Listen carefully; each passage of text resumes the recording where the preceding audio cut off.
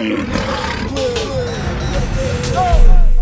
is DJ 745 for Whirler Reggae and Radio 2 Funky here in my hometown of Leicester with a man called Kabaka Pyramid. Welcome. Blessed love, glad to be here, you know? First of all, it's a pleasure to have you here in our hometown, and we're really excited to have you here promoting this big album, which I have to thank you on. Congratulations. Contraband, what an album. Yeah, man, give thanks. Yeah, we love the reception that we've been getting for the album so far, and all the support is great to see, for sure. Well, the album itself, it came out, 3 months ago now, roughly, and it's kind of like it's gaining more and more momentum as we're going along, kind of thing. I know the album's been a long time in the making that we've reasoned about before. Why did it take so long? I mean, it's just, nothing happened before the time, but obviously, working with another artist like Damien, who was doing the production as well as, just basically orchestrating the whole project. He's a touring artist as well. So, I was touring, and, we definitely had to be patient some of the time to really get the studio session scheduled and stuff. But we also had the accurate mixtape in between, throughout the process, and that did very well for us, and that was strategic to kind of put off the album till after that, to kind of set a broader foundation for the release of the album. And yeah, from last year we've been dropping the singles, and we just felt it was the right time, in May to drop it.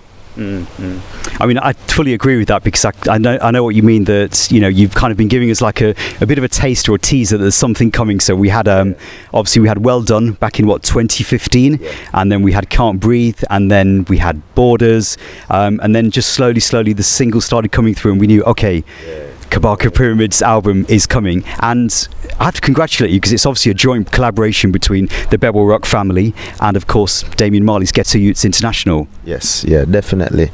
That was the whole vibe. We wanted to really, galvanize the strength of the two labels, and what we kind of brought to it is like that social media push. Obviously all the momentum that I have been generating in my career up till now, and Ghetto Youths kind of brought that, that overall, galvanizing effect of, providing label resources, studio, mixing, all of these things, everything. And for the videos, we couldn't have done it without Ghetto Youth. So it was just a joy working with Damien and Steve. And Damien produced 5 tracks on the album, as well as his engineer.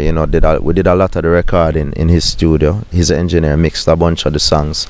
I recorded some of the songs by Steven's studio too, and his engineer mixed about three or four songs.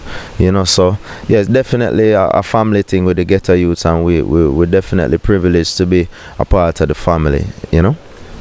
Most definitely. Now, the album itself, it's a 16-track album, so we've got a good amount of songs on there. I love how you've got a really good balance between the mixture between straight reggae, a bit of dancehall, obviously the hip-hop influences as well, but all together it's a great package together album. Yeah, that's what I wanted to do. And even Damien said to me early out, because like even a song like I'm Just a Man, when he heard it, he loved it and he wanted it for the album. I was like, yeah, but don't you think it's like too much hip-hop? And he was like, no man, just put it on your album, especially the first album, make people know that, this is something that you do, so that if you do it later on, people not like how you're switching and ray. So, I think that was a good move to kind of set the foundation, a wide foundation, so that if people hear me doing a dancehall song, they're not surprised, or if they a hip-hop vibe, they're not surprised, or a old school reggae, or a boof buff, or whatever it is. So it was definitely good to see the reception for the balance. I haven't got anybody complaining about too much hip-hop or anything like that. I think it just comes across as good music. That was the goal for sure. Now the title track, Contraband, that has you and Damien kind of like spitting lyrics like there's no tomorrow. How did the idea for that song actually come about? It was Damien's idea, It's almost like he got the idea out of the blue, like manna from heaven. I don't know. We were just in the studio listening to the beat, and he was like, why you don't do something like Contraband, you know, and it's like we just started making up lyrics for it, and yeah, it just happened so organically. And you know, I would make up a couple lines and go record, and then he would make up a couple lines, and we were helping each other with our lines and stuff like that. And it was just it was a magical night in the studio for sure.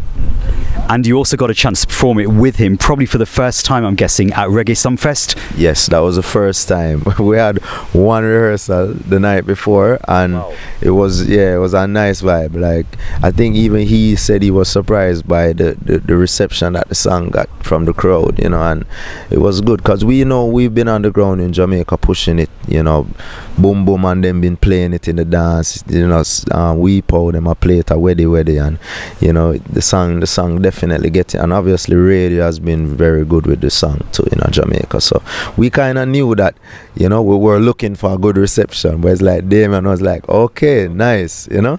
So it was great to see that, and you know, I've been performing it on my own, but it was good to finally do it with him, and hopefully we can get on the road more and do it, you know. Yeah, for sure. I mean, do you feel that compared to, let's say, maybe around about 5 years ago, because I saw you for the first time, I think it was maybe back in 2012, maybe 2013 at Rebel Salute, do you feel as though people are really sort of like acknowledging and appreciating the music and the message that you're behind? Yeah, definitely. It's been growing every year, you know. So we did Rebel Salute like maybe 4 years in a row, and each time we get a better reception, you know. And it's these big shows in Jamaica kind of. It kind of really stamped to see where you're at in your career, you know, and each time we do one, you know, the first time I did Sunfest, it was okay, the second time was better, you know, so, you know, we just keep moving, and I think Jamaica appreciate what I'm doing with the music. They understand that I'm not the artist that will have like a bunch of songs playing every day everywhere on radio, because it's mostly like a dancehall thing running the place now, or you know, but people appreciate the consciousness in my lyrics, and I think it's always good to see that in Jamaica for me, you know, as much as people appreciate it abroad. Because I mean, I think, you know, we've been saying for so long that especially roots music seems to be embraced more so here over in Europe compared to Jamaica itself. But then at the same time, I'm sort of noticing a bit of a shift in balance, so that, you know, you are hearing more and more roots in Jamaica. It's just that it's not getting played on the radio. Yeah. There's different roots scenes in Jamaica. So you have like the dub clubs and the dub schools, and a lot of these events that kind of push in the roots music, you know. And you have certain DJs, I think Hits FM, you know, and Fame FM, they've been making some changes with the RJR group, so they're doing some things to get more reggae songs playlisted and things like that. Obviously IRA FM is still pushing it. Have to big up like DJ Wayne and Mama Elise and all of these people that really pushing, you know, DJ Amber and them who pushing the music. So yeah, it's definitely, the balance is predominantly dancehall, but there's still the roots presence, you know, but it's definitely a wider appreciation for it in Europe and like on the West Coast in the US. Yeah. I mean, coming back to the album itself, Contraband, as well as the work that you've put in together with Damien Marley and the Marley family, there's some great productions from producers like Natural High. Of course, they're locals in Kingston. You've also got some great production with the Green Lion crew that you've worked with before as well. I absolutely love that rhythm, that beat on the Lyrics Deity. Yeah, that's one of my favorites. Yeah, definitely.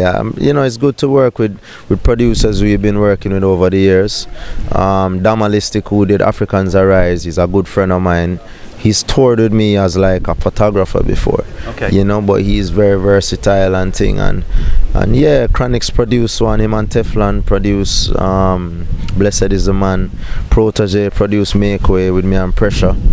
You know, Damien did 5 tracks. Stephen Marley co-produced All I Need as well, you know, and yeah, it was great to have so much different input, you know, from like close, you know, people who I'm close to over the years. Yeah. Irie Vibrations, who I did like Lead the Way and Can't Study, and some of those songs they did I'm Just a Man. So yeah. We can't leave out the Meaning of Life as well. Definitely, big up, yeah, Meaning of Life. That's, yeah, probably the song that I'm proud of the most for the album. You know, it's definitely the deepest and strongest message that I really think is needed in this time in humanity right now. And big up to Genius, who did that song Caught Up and Can't Breathe. Yeah. why do you say that Meaning of Life is the song that's kind of like your baby on the album? What makes you say that? Yeah, I mean, well, when you use the phrase, what I said is, I think it's the song with the most powerful message.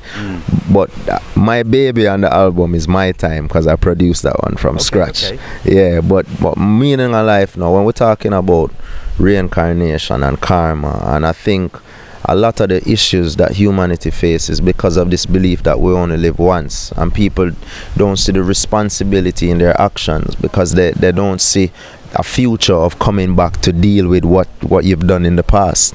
You know what I mean? And I think because of that, people can be very irresponsible, and just there's so much pressures in life because you only have this one chance, and a lot of people fall to depression because their life, you know, maybe their children didn't grow up to be what they thought they would be, and they become depressed because this is my only chance. Or maybe you reach to 50, 60 and you don't have any kids and you feel like you wasted your life, but people live many lives, you know what I mean? And this is just about learning each time you come into life, you learn something new. And I think if people were more aware of this, then I think we'd be a better world. I think countries that accept reincarnation tend to be more peace loving, you know, and I think that's actual research that has been done, you know. So yeah. I mean, do you feel that we as a society today, we're sort of living in this very high pressure environment where everything's got to be right, you know, it's all about, you know, having access to social media, as Chronic says about the likes on Facebook. Is that what you're seeing as you're going around the world touring? Definitely, and I think the song Natural Woman is another one that complements Meaning of Life, like, because it's talking about, you know, the high pressure of what that women have to go through, you know, to look appealing and to live by modern standards of beauty and things like that. So yeah, there's definitely a lot that we need to work on as a human race. You know, songs like Borders talking about the refugee situation and the immigration crisis, and we see, you know, Trump and everybody is involved. You know, we see Brexit and all of these different things happening, and yeah, I think we need to return to a more natural order of living, you know, and I think that eventually we'll get there. We're just working through the ups and downs of it right now. We're just trying to figure it out, you know. It's a very deep album because, you know, just some of the subjects that you just touched on, you know, we could talk for hours about some of these subjects, and when you actually look beyond the actual beats and actually take time to listen to what you're actually talking about, there's a lot of thought-provoking lyrics, and I've always felt that about your works. Yeah, definitely. That's been my identity in music. I think people come to expect that, and you know, that's kind of, I think that's one of the reasons why my career has kind of just had a steady incline and not really like shoot up or anything like that, because it's more about the message than anything else. It's not a hype thing, or it's not a fame thing. It's just really sticking to, you know, eye-opening, you know, mind-opening messages, and that's definitely the bread and butter, and I'll continue to do that because that's my particular mission, you know. Well, you're here obviously over here in Europe, finishing off the European leg of the Contraband tour. How's it gone so far? It's gone great. Some really nice shows, nice festivals, nice reception. The album songs are well received, and definitely I got a chance to fine-tune my set because I started, you know, a certain way, and then we kind of see what the reaction is for certain songs, and got to really fine-tune the order in which we put the set, and that's important when you have a new album. Sometimes you have to work out the kinks and thing, but we definitely feel very comfortable. I feel I have a set now that I can perform in Jamaica, I can perform in UK, in Europe, in America, and you know, it's pretty much the same set, so there's a nice balance now. And obviously you're working with your own band as well, the Bebel Rock band as well, so that's a very big plus point as well from an artist's point of view, right? Yeah, definitely, and I'm proud to say that I've had the same band with the same members ever since the band was created, you know, and that's something that we feel very strongly about, that you know, there's a sense of unity maintained, and we believe in the youths, because some young youths that we put together, and everyone is growing and everyone is learning and thing, and just like I am growing and learning from them as musicians too. So yeah, we definitely try to keep it like a family thing within the Bebel Rock group, you know. So plans for the second half of the year, is it going to be more touring in schedule, or are you going to be taking some time out in Jamaica? A little time out, but, you know, I'm always working. You know, I have more songs creating, but we definitely want to push some more songs out of the album, get some more videos done, you know, and just keep the momentum going. Because this is an album that's going to grow on people within the next year, you know, and yeah, we're definitely keeping the momentum going with songs. I've done some collaborations, you know, with like UB40 and Rudimentals, Maverick Sabre, with Ayers from Outer Virgin Islands, and I did a remix with Kelly. So just a bunch of different things that's happening, and obviously the Fenke Fenke song that was released shortly after the album, we want to give that some focus later down this year too. So yeah, you know, things are looking up. I'll be on the Jamrock cruise. I'm looking to do a US tour in the fall, so we'll see how that goes. Hopefully we can announce some dates real soon. Sounds like you're going to be busy as ever. Always, yeah. It's hardly any break time with us, you know. I know that obviously here on the road, it can be sometimes hard for you as an artist. What's the first thing that you want to do when you reach back into Jamaica? Definitely want to sleep and get. Well, I mean, when I'm in Jamaica, I like to just cool out, you know. Basically, when I'm in Jamaica, it's just me and my dad. And I really just cool out and watch some football and just get my mind settled, you know, get back a workout routine with some yoga and things like that, and eat up some good food and some good herbs and you know what I mean, and just get my body back into a balanced state. Yeah, for sure. Yeah. I wasn't going to bring this up, but you mentioned the word football. What do you think is going to happen then? This season? Yeah. I mean, you're an Arsenal supporter, right? Yeah, definitely. I think I definitely like how my squad looks right now. I think we've made some improvements over the summer. I like what Emery is doing. I think he's a good coach. He has a chance to prove that he's a great coach this year and the years to come. I don't have high expectations of this first year, but I would give him till next year to maybe be challenging. You know, I think that's a reasonable goal. Maybe with some more acquisitions this Christmas and next year summer. But I definitely think we're on the right track. I like the mentality he's bringing, and hopefully the youths can show it on the pitch. I like the Gwenduzi youth as a midfielder. I think he is going to be bright for the years to come, and Aubameyang obviously is one of my baller them still. So yeah, I like what's happening, but I expect City to come through again this year. Liverpool looking good too, so you know, we'll see. We'll wait and see what May 2019 has in store. Kabaka Pyramid, once again from all the World of Reggae crew, congratulations on the debut album. I think you've got a fantastic team around you as well, so big up to the Bevel Rock management crew as well. And no doubt we'll see you in Jamaica probably 2019 for Reggae Month. One love. Sounds good. Give thanks. Big up the whole of World of Reggae. Yeah man, enough love and support every time.